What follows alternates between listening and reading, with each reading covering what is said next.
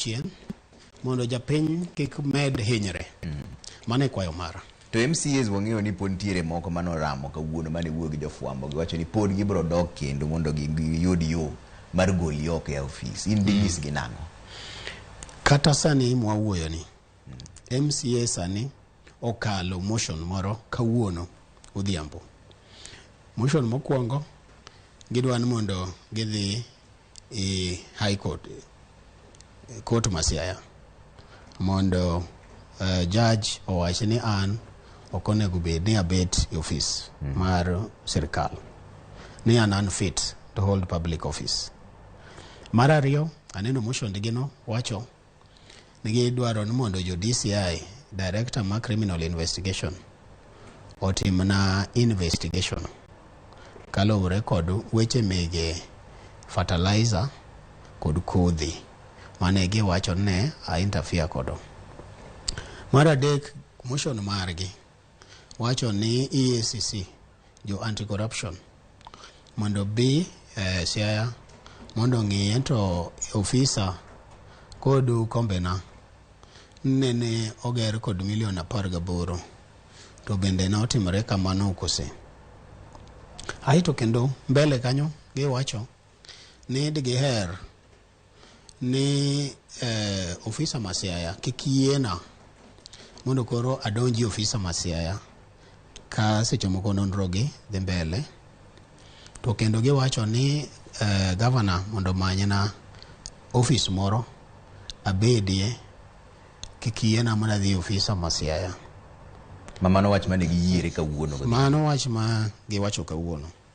To gima adwani mondo awach Trevor en ni akwaya assembly ma Siaya ni gibed joma beyo, gitin japiny, kech gima gitemo timo ni en ni gidwaro ni obeda jok ma yware, obeda jok ma kod lweny sechete kata lweny maonge. Kech gima assembly temo timo sani gi motion ma gikelo ni en ni charges ariyo ma giwacho ma gidwaro mondo gitere e High Court, wach mar gine fertilizer gi. Mani charges manyo ter e Senate nyoro. Subcommittee no wacho ni gin substantiated gi dholuo ne wacho ne onwang'ago makosa go. To kanyo ter e Senate bogo ombulu, to Senate no wacho ni ok noyuda kod makosa kata chiel.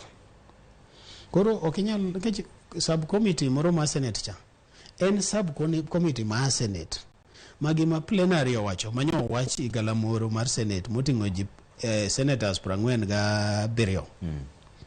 Subcommittee ma ji 11 ok nyal kalo. Koro matiende ni jo county assembly ma Siaya, MCAs ma jo piny oyiero ok dwa tiyo ni japiny. Gidwa adwani mondo wayware, nikech ing'eni sama wayware ni to jomoko bende winjo maber. Sama kwe nitiere kinda kod James Orengo to ing'eni chiemo bende oduogo piny. To sama nitie ywarok to koro jomoko nwang'o kaka 1010 kata 20 nyaka ugi ofuko miyogi mondo gidhi go kod Oduol denge iliete kuonde ma giwuothe. Ana kwaya ni Siaya wasebedo chien sana. MCAs megewa luori uru jo piny manoyiero, ok unyal bedo nugo koru nudhi assembly nikech koro noyieru nun kod position no unyalo kelo motion kata motion maonge.